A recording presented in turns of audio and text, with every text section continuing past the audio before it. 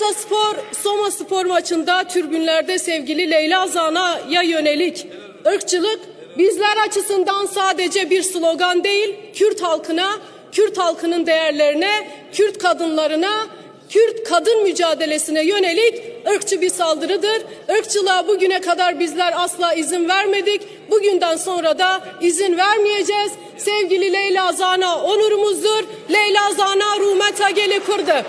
هاي ام خذنا مجرنا بندس بمينم جبو مشرنا Her şeyden İslam haklarından, ibaratlarından beslemek, milliyetlerden yararlanması ülküsünde, lanet ve taraftarlar ayrım